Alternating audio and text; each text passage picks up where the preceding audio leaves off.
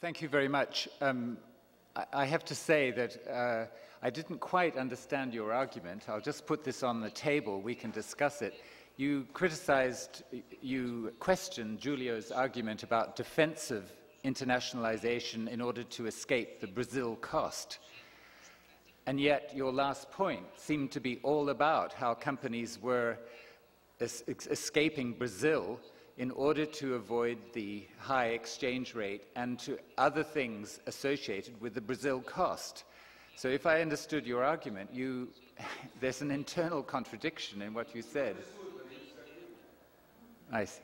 Okay, we can take this up. So we have had an extraordinarily rich discussion from 4 different speakers.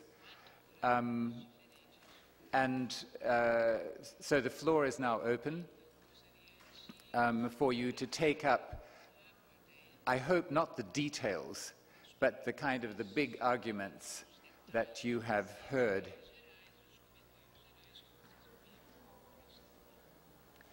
I'm wondering if our organizers, Antonio and Anacelia, would like to begin. Or our invited guests, John Matthews and Linda Weiss. Attracted my interest, and that was a comment you made earlier about one of 2 important issues, and I think it was the second one where you mentioned government procurement and that it had failed, or it hadn't really reached its potential to be a tool of innovation, if I understand you correctly. And I would just like to get you to elaborate very briefly on why it failed and what aspect of government procurement was being used, in the sense that there are 2 different ways in which you can use it. One is just as a purchasing tool, buying things off the shelf, and the other is as a sort of forcing demand pull instrument to pull things that don't yet exist into the marketplace. So which of those was being used, if at all, and why did it fail? And is there any problem with WTO rules in the way that Brazil is trying to use public procurement? That must be a big issue.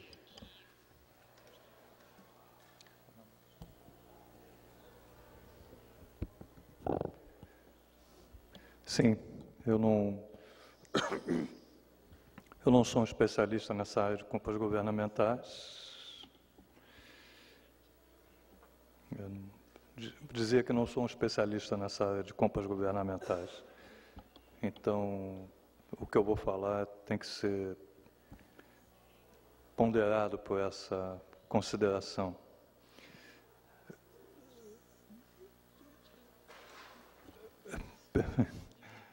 Se a gente tiver nos 2 sentidos que foram colocados, o Brasil não tem uma política efetiva de compras governamentais, a não ser com a Petrobras e seus fornecedores. Por isso eu falei que não vale para a Petrobras. E sequer nós tínhamos instrumentos. Então, por exemplo, o instrumento de solicitar à iniciativa privada uma inovação para o futuro, não era possível fazer isso sem a lei de inovação que nós fizemos há pouco tempo. A lei de inovação brasileira foi sancionada em 2005. E o instrumento de compras governamentais, que poderia alavancar muitas empresas brasileiras e lhes dar força, não exatamente vinculado só à inovação, mas vinculado à força empresarial, e imaginando-se que daí elas pudessem ter uma inovação maior e ter uma musculatura maior. A nossa lei de licitações, ela é muito pouco flexível, penso eu, para ter esse tipo de benefício. Ela é uma lei que visa o preço, basicamente. Então, vou dar só um exemplo para os senhores que não, pouca gente sabe, mas que é muito ilustrativo disso, e é um pouco chocante. O nosso Exército Brasileiro fez no seu último programa de compras de uniformes, toda ela chinesa. Não é uma coisa que combina muito com a nossa tradição, pelo menos, não é? Enfim, é uma coisa muito nacionalista, o nosso exército e tudo mais. Nós temos um sistema de saúde gigantesco, nós temos um sistema educacional gigantesco.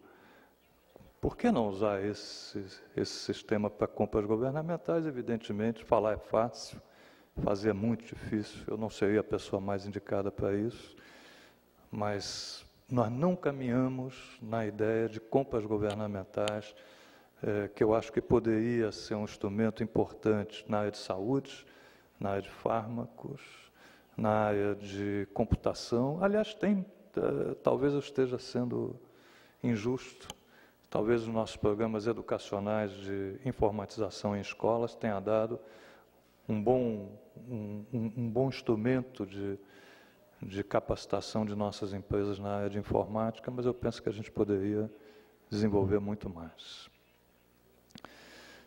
Eu teria outros pontos a comentar sobre os outros comentários, seria possível?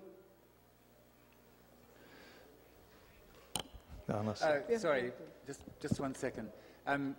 Could we just stick for a moment to this issue of public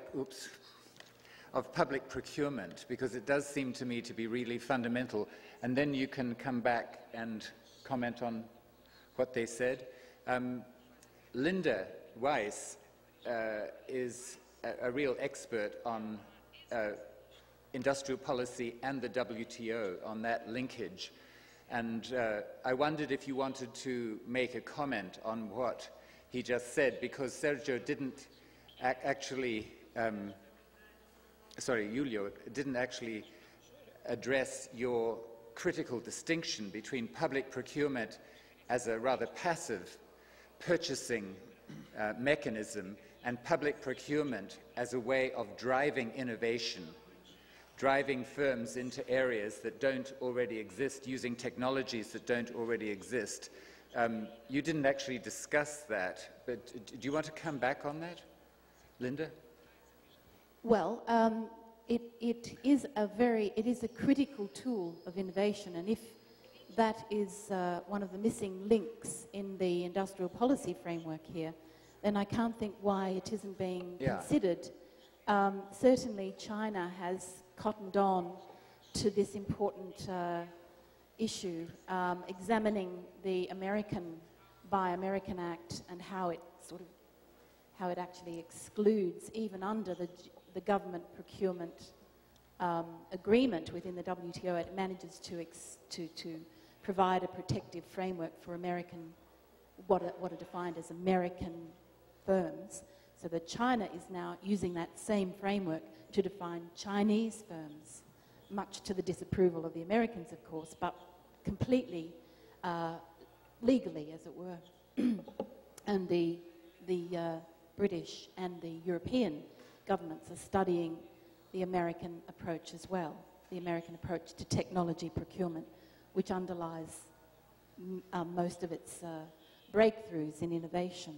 So I can't think why Brazil wouldn't be also looking north to gather some insights on this process. Só comentário sobre essa última questão. No caso dos fármacos, é precisamente isso que está acontecendo. No caso dos fármacos, a política de compras governamentais, especialmente de medicamentos produzidos pela Fiocruz, induz inovações e produção de determinados medicamentos que ainda não estavam disponíveis no caso do Brasil. Então, eu entendo que na saúde, por exemplo, realmente em fármacos, as compras governamentais têm sido utilizadas como instrumento de indução de inovação, ou pelo menos de inovação no ambiente brasileiro, né? Claro que em alguns casos são cópias, mas são inovações do ponto de vista brasileiro. Eu queria fazer uma pergunta que diz respeito a uma observação que me pareceu extremamente relevante na conferência, que é sobre o nosso keynesianismo estrutural e a existência de estabilizadores endógenos, inbuilt stabilizers, né, na literatura.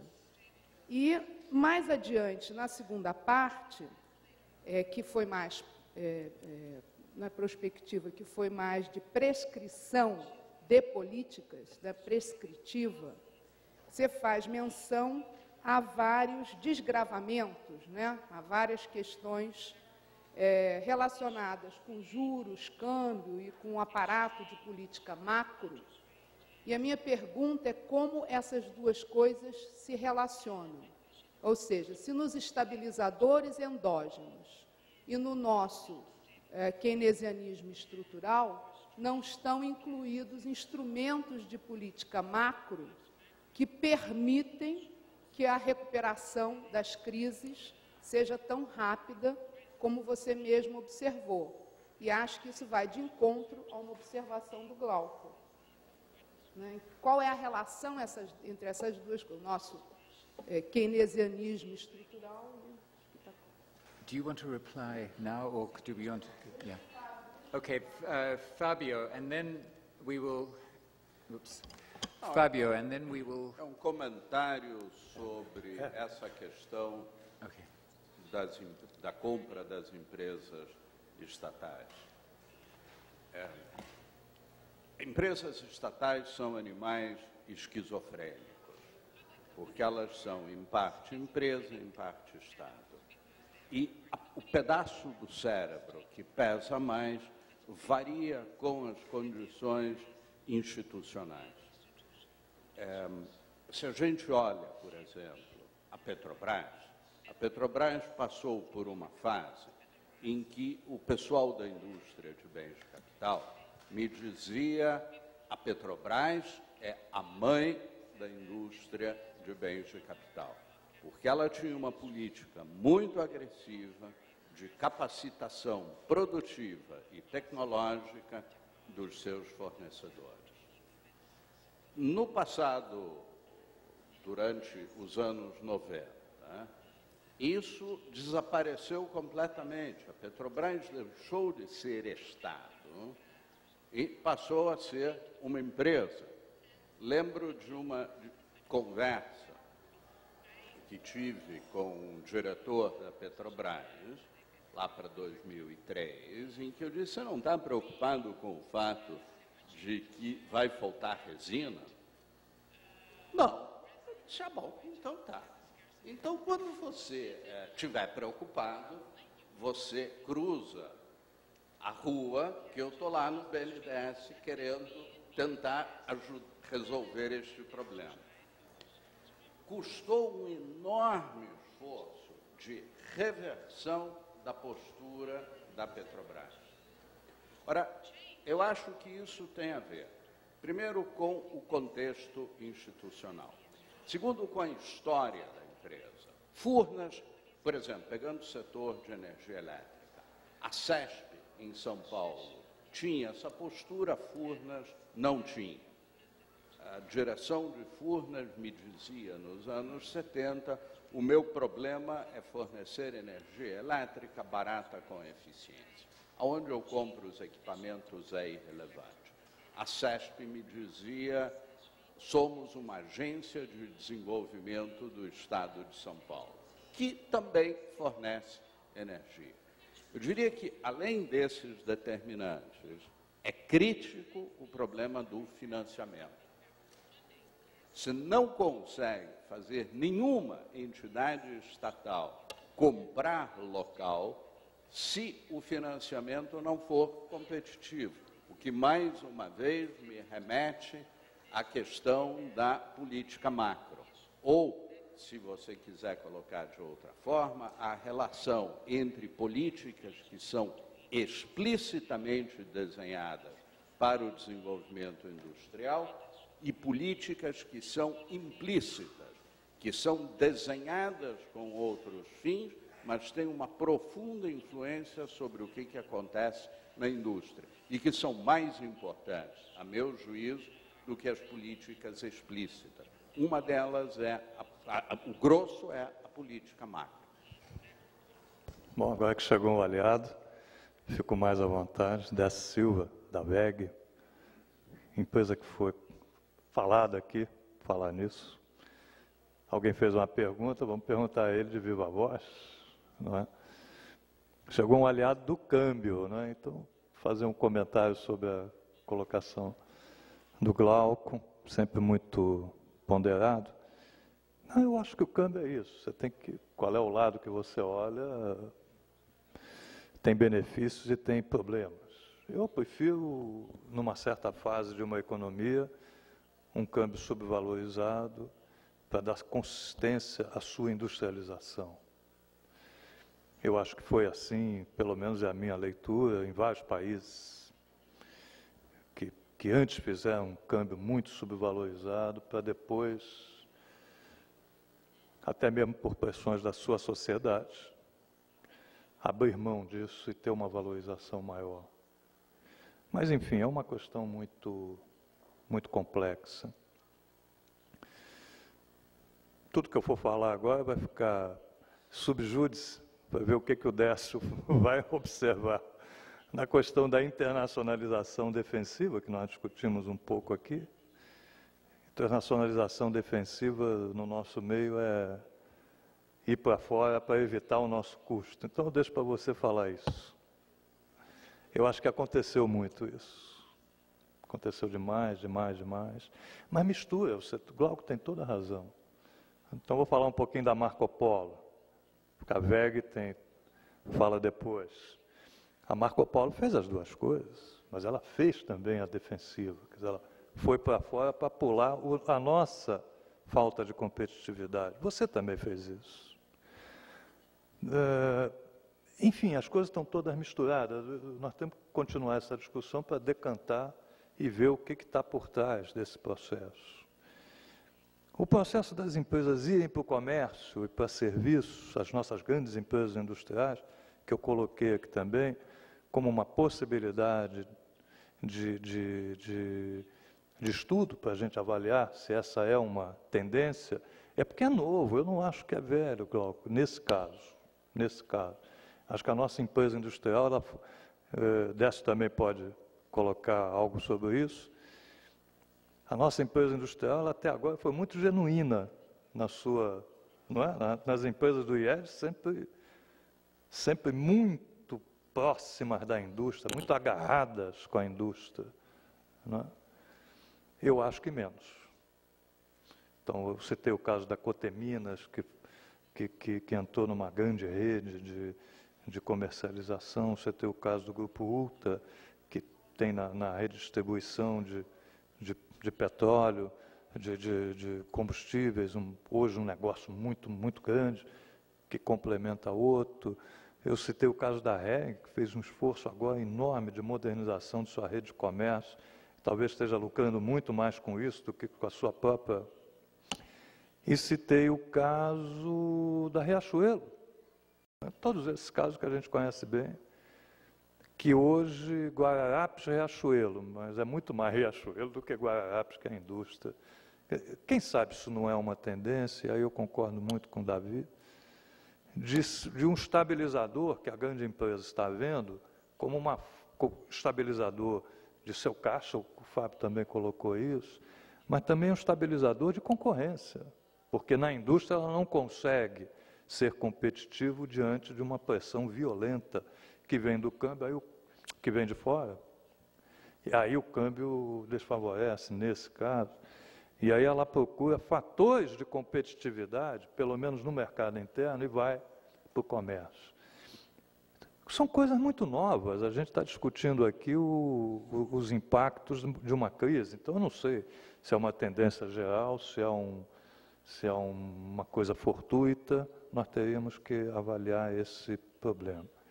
Eu acho que na questão da economia política que o Fábio colocou, com a qual eu concordo muito, eu acho que essa realmente é o fator dominante, né?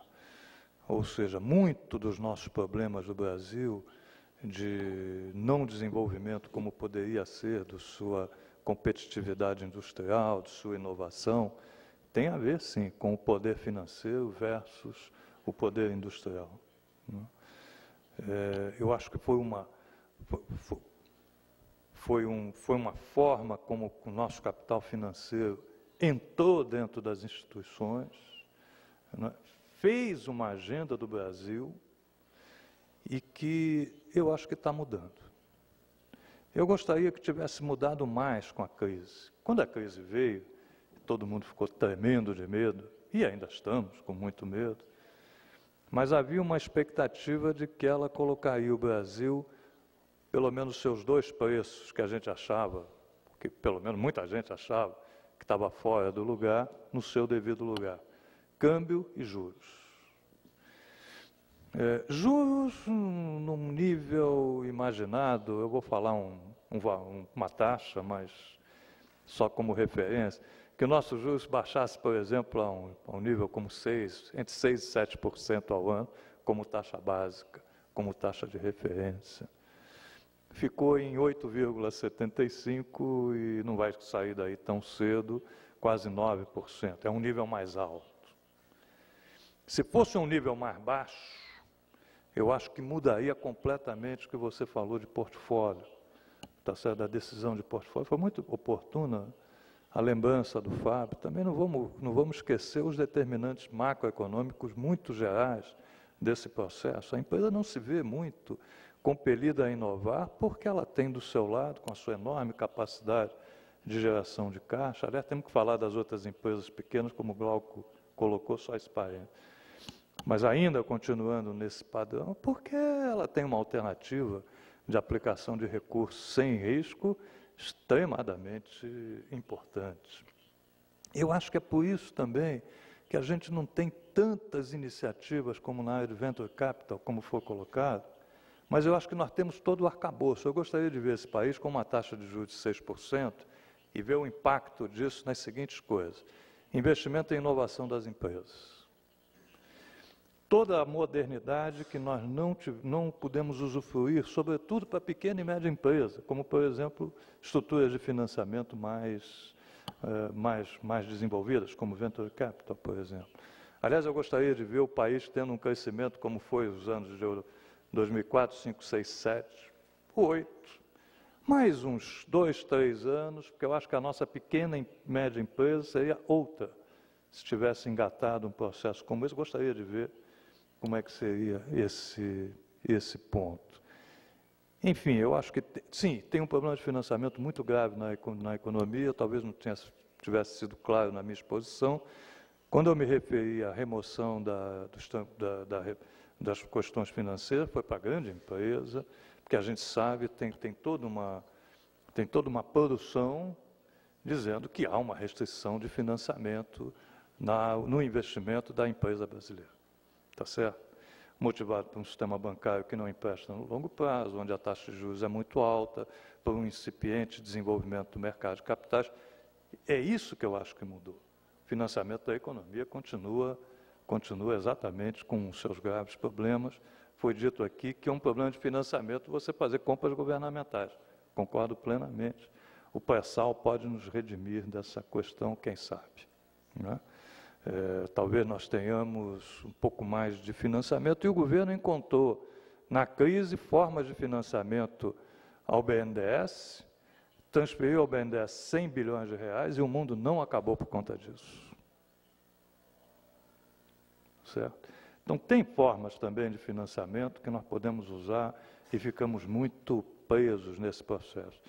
A Ana Célia colocou uma outra questão, é a última que eu trabalho, sobre a questão macro-keynesiana versus as medidas que nós temos que fazer para aumentar a competitividade. Eu acho que não tem choque, eu acho que se pudesse dar ao Estado brasileiro um pouco mais de flexibilidade no seu gasto, nós teríamos os mesmos benefícios de uma economia muito keynesiana, penso eu, com muitos estabilizadores, mas ao mesmo tempo com uma flexibilidade para fazer algumas reformas. E eu continuo achando isso, mas é muito mais uma questão de redistribuir vou falar um palavrão, eu acho que a gente tem que fazer uma anti-lei Candir. A lei Candir, na verdade, penalizou a transformação e beneficiou a exportação de produtos básicos, tá certo? Acho que foi um erro que nós cometemos. É muito mais uma questão de redistribuir a carga tributária entre os vários setores do que propriamente reduzir a carga tributária. Embora eu gostaria de reduzir um pouco a nossa carga tributária também, tá certo? Ou seja, a gente podia talvez não ser um Estado tão keynesiano na média ou na estrutura, ser um pouco menos, com um pouco mais de flexibilidade para nos momentos de crise a gente poder elevar um pouco mais a nossa capacidade de gasto. Cá entre nós, o nosso Estado keynesiano foi muito tímido nessa crise. Eu acho que o governo fez tudo certo, mas a quanto chegou o nosso keynesianismo? 0,8% do PIB? É muito pouco para a crise. Então, que se a gente pudesse ter uma redistribuição da carga tributária, uma redistribuição do financiamento da Previdência na parte empresarial, ou seja, jogar mais para o financiamento global da economia. E se nós pudéssemos ter um custo menor de infraestrutura, eventualmente aí teria que voltar algum tipo de subsídio para dar mais sustentação e competitividade para pelo menos alguns setores exportadores. Eu acho que seria importante. Eu até abriria a mão um pouquinho do nosso 40% de gasto no PIB, que é o que dá sustentação para uma economia como a nossa, resistir à crise e não deixar, de novo, que a crise passasse da porta da indústria. A crise chegou, entrou, mas não prosperou. Por falar nisso, desculpa, o professor Wade falou sobre o problema imobiliário, né, que eu concordo muito com os receios de uma nova rodada de crise imobiliária que pode acontecer no mundo, mas eu conheço pouco esse assunto. No caso do Brasil, nós estávamos perto de um boom imobiliário quando veio a crise. Parou, foi suspenso o processo, mas a redução da taxa de juros que o Banco Central no Brasil fez, de quase 14% para 8,75%, do meu ponto de vista, já viabiliza um novo boom imobiliário no país. Então, se a gente souber... eu tinha um cálculo no Ministério da Fazenda que abaixo de 9%, talvez até 10%, viabilizaria com financiamento imobiliário na faixa de 20 anos, por exemplo, que o aluguel ficasse um pouquinho acima da prestação da casa própria, o que significa dizer que para muita gente, com uma taxa de juros como essa, viabilizaria comprar o imóvel e não morar de aluguel, porque isso seria um incentivo para esse processo. Então, eu acho que eu esqueci de falar na nossa palestra, mas eu acho que, de fato, o Brasil vai ter aliás, já está tendo, de novo, um boom imobiliário. Caiu muito a nossa indústria voltada à construção civil, porque o povo contraiu o seu gasto com receio de que poderia ser a crise. Então, aquele gasto em construção civil, o gasto mais pulverizado, declinou. Mas as nossas construtoras, que também tiveram um forte tranco inicial com a crise, já estão voltando, já têm de novo rentabilidade, já estão indo ao mercado de capitais novamente, e nunca faltou financiamento. Aliás, é um outro estabilizador nosso, o sistema nosso de poupança. Nosso sistema de poupança não é um sistema de mercado. Ele é todo regulado e, nessa hora, constitui um benefício para que o financiamento não tivesse paralisação. Just let me clarify. Are you saying that the Brazilian state should switch expenditures away from social security, for example, towards supporting exports? Are you arguing for that kind of shift in expenditure? Não. É a forma de financiar a Previdência. A nossa forma de financiar a Previdência, ela é muito vinculada à própria contribuição que que o funcionário, que o trabalhador dá, não é, no seu salário, mas também uma outra parte empresarial que é 20%. Tem mais coisa, não vamos ficar nos 20% que é só do INSS. Então, e é muito caro isso. Só por esse fator, uns cálculos que eu faço com o setor de confecções, isso tira completamente a competitividade com relação à China, por exemplo, de uma indústria têxtil com a transformação para confecções. Então, o pessoal que falou de jeans, a nossa fabricação de jeans é competitiva. Com a China, não tem problema nenhum.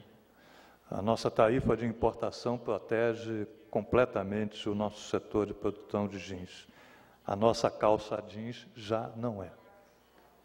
Já não é. Mas não tem nada a ver com a capacidade produtiva da nossa empresa, tem a ver com outros fatores, mas tem a ver com o problema do financiamento, não com gasto, com o financiamento do nosso sistema de previdência. O governo estuda, e eu tentei muito fazer isso quando pude, tirar o financiamento das empresas, que é sobre a folha de salário. O encargo sobre a folha de salário é um imposto cumulativo. É o último imposto cumulativo que, aliás, o Brasil tem depois que caiu a CPMF. A proposta sai do imposto cumulativo sobre a folha de salário e vai para o imposto geral, como é no caso brasileiro. Isso seria no caso geral, no caso europeu seria um IVA, um adicional do IVA, no caso brasileiro seria o imposto PIS/COFINS. Não foi possível fazer isso, mas o governo agora anunciou que vai fazer, numa parcela dos 20%. Né? Enfim, não é um problema de gasto com Previdência e nem de mudar a nossa Previdência, que eu acho que não funciona, mas sim o seu financiamento. Okay, we have just a few more minutes, and then we will break for lunch until 2 o'clock. Any more questions? Na verdade, com relação, eu queria bater na tecla do câmbio, né? A mim me parece que, quando a gente olha a literatura teórica sobre câmbio, tanto sob o ponto de vista micro quanto macro, né? Tanto em termos teóricos quanto em termos empíricos, se diz que um país de desenvolvimento, em geral, deve manter, numa tendência de longo prazo, o câmbio, como nesse caso eu concordo com o Júlio, subvalorizado em termos reais, levemente subvalorizado para não dar, não deflagrar a inflação e, ao mesmo tempo, você sustentar o potencial inovador, né, numa perspectiva microeconômica, e, ao mesmo tempo, sustentar o crescimento macro, numa perspectiva de longo prazo, para evitar a restrição externa ao balanço de pagamento. Enfim, até onde eu saiba, a não ser que o país esteja sujeito ao efeito Balassa-Samuelson, você poderia, né, aceitar um câmbio valorizado em termos reais. Mas não é o caso do Brasil, porque a gente está, né, bastante longe, né, de um país que tem um nível de renda e um nível de produtividade elevado. Então, pelo que eu conheço do senhor Glauco, é uma pessoa que está ligada à questão da inovação, pelo trabalho que teve no IPE e tal. Eu queria exatamente saber qual é a posição, porque não me ficou claro que o senhor tem em relação a essa questão do câmbio, ou seja, porque há uma dicotomia, né, entre os benefícios que uma valorização possa trazer para as empresas, para o país, no curto prazo, mas ele é absolutamente deletério, né, no longo prazo. Então, eu queria que o senhor tentasse deixar mais claro exatamente qual é a sua posição em relação a isso. Obrigado. Eu não sou economista nem especialista na área, certo? Mas eu queria só dizer o seguinte para você. Eu não acredito que a gente encontre, quando a gente fala de um câmbio sub ou over, valorizado, é muito difícil definir exatamente o que significa isso, certo? Muita gente previu, eu estava no governo na época, eu estava na direção da IPEA, que quando nós entramos no começo do governo Lula, em 2003, o câmbio estava 3,5 para $1, R$1, 3,5 dólares, 3,6 chegou, 3,7, 3,4, né? Desculpe, 4, chegou a quase 4. Uma parte dos industriais achava isso o máximo, porque isso daria um grande impulso exportador. É verdade, deu, certo? Daí, quando o câmbio começou a cair, eu fiz várias reuniões, não foram em uma nem duas, inclusive no IED. Assim, 3,2, se chegar a 3,2, nós fechamos. Eu ouvi isso de vários empresários, não foi de um, vários, inclusive do IED, com todo respeito pelo Júlio e pelos empresários do IED, vários. Se chegar a 3, então nós estamos morrendo já, estamos gangrenando, certo? Se chegar a 2,8, gente, nós estamos com 1,6, 1,7. Eu não estou dizendo que isso é indiferente para o país, veja. Eu não estou dizendo isso. Eu só estou falando que é muito difícil você determinar o ponto de equilíbrio. Essa é a primeira questão que eu queria falar para você. A segunda é o seguinte: nós estamos atravessando aquilo que se chama como a pior crise desde 29. Eu não sei se é verdade. Em todo caso, é assim que é dito. Nós estamos atravessando isso com um sistema de controle de inflação, câmbio flutuante, com uma determinada autonomia para o Banco Central, com um acúmulo de reservas, e de repente nós estamos o tempo todo falando o seguinte: mas o Brasil está melhor do que antes. Eu quero mudar, exatamente por quê? Eu preciso entender. Porque se eu não consigo entender, eu fico muito perdido aqui na discussão, entende? Nós estamos na condição que nós estamos do ponto de vista da economia, graças àquilo que foi conseguido e foi montado como estrutura da economia a partir de 1995, 1996, depois foi confirmado com o novo governo, se achava que ele ia mudar, não mudou. A autonomia do Banco Central hoje é maior do que tinha nos anos 90, sob Fernando Henrique. Entende? Então, o problema é o seguinte: isso tem que ser mudado, eu preciso entender por quê. Porque, para mim, a situação que nós estamos vivendo e de resistência à crise se deve basicamente àquilo que foi montado. Então, eu só estou trabalhando naquilo que eu consigo enxergar. Terceiro ponto e último ponto para terminar. Nós precisamos ter competitividade baseada em aumento real de produtividade. Essa é a questão chave do Brasil. Esse é o dilema fundamental para a gente. A competitividade baseada no controle cambial não é uma competitividade que funciona para nós da mesma maneira que o aumento da produtividade baseada na melhoria e na competitividade do trabalho, na produtividade daquilo que nós fazemos. Essa é a questão fundamental para nós. Nós já vivemos 500 vezes um processo de controle cambial e determinação do câmbio por uma equipe ministerial, interministerial, o que for. Eu acho que nós precisamos alterar a estrutura produtiva e de serviços do país. Por isso que precisa de inovação. Nós não podemos nos dar o luxo de fazer o que nós estamos falando. Quando a gente fala, o Brasil melhorou agora, ao longo da crise, eu tenho minhas dúvidas. Os chineses e indianos saíram comprando empresas de tecnologia porque estavam mais baratos. Sabe o que o Brasil fez? Vendeu. O BNDES investiu no Grupo Votorantim, não sei exatamente quanto, mas a Votorantim vendeu 2 joias da coroa, que eram a Lelix e a Canaviales, para a Monsanto, que eram 2 empresas de ponta na área de biotecnologia que poderia ajudar a gente a construir futuro. E nós estamos discutindo como é que nós fazemos para ter política industrial para capacitar a gente. Quando a gente conseguiu capacitar, foi vendida. Então, desse ponto de vista de tecnologia, eu pergunto, talvez vocês tenham mais condições de explicar para mim, se nós saímos mais fortes ou mais fracos. Tendo a achar que nós saímos mais fracos. Desse ponto de vista, na crise, nós pioramos a nossa capacidade de controle sobre tecnologia. Não ganhamos nenhum setor novo, não avançamos em áreas críticas, nem menos críticas, e perdemos aquilo que construímos nos últimos 10 anos em algumas áreas. Na área de nano e de biotecnologia é flagrante.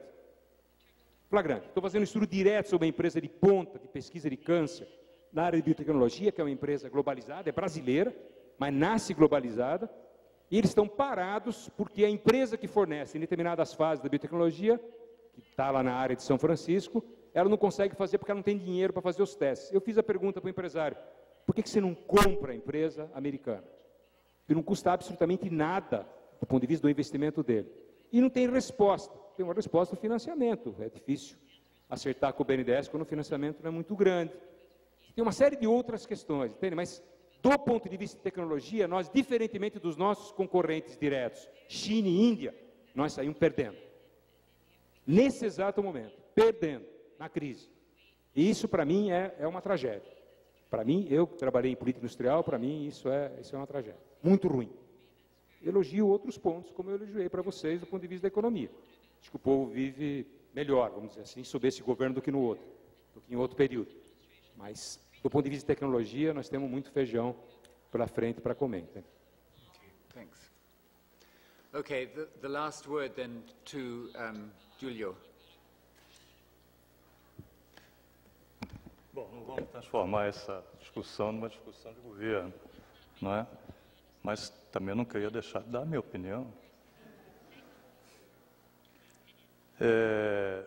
Eu acho que nós resistimos à crise porque nós resistimos à quebra do que nós tínhamos de mais importante de uma economia com um gasto público forte, com instituições fortes.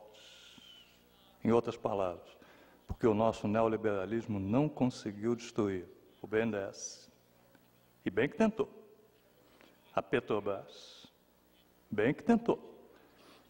Reduzir o nosso gasto público, sobretudo em programas sociais, bem que tentou.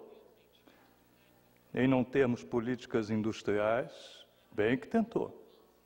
Tudo isso a gente conseguiu manter e agora estamos colhendo os frutos disso, mas, e eu fui testemunha disso, não foi moleza, não foi uma batalha fácil a gente acumular 200 bilhões de reservas internacionais. Porque o Banco Central queria parar em 70 bilhões de dólares. Com 70 bilhões de dólares, nós teríamos fuga de capital. A nossa conversa aqui seria muito outra, muito diferente. Concordo com o resto. Glauco é uma pessoa muito amiga e muito incisiva, e concorda em parte também comigo. Eu acho que a não destruição das nossas instituições foi fundamental para a gente manter hoje um BNDES capaz de suportar o processo. A coisa da Votorantim, a gente teria que ver se não foi o momento da Votorantim que levou à venda das empresas. Né? Nós tivemos problemas com todas as empresas no momento de crise, talvez seja uma atitude microeconômica. Mas eu acho que, como eu tentei colocar na minha palestra, eu acho que foi o grande teste da nossa estrutura econômica, que me parece muito adequada. Eu gostaria de várias reformulações, mas eu gosto de 40% do gasto público do governo no PIB, poderia ser um pouco mais baixo. Eu gosto de você ter um sistema bancário com 40% do crédito, que dá uma certa sustentação. Muito obrigado a todos, agradecer os comentários, agradecer a você, Wade, pela condução do processo, agradecer muito ao professor Castro, que sempre me incumbe aí com essas difíceis tarefas. Muito obrigado.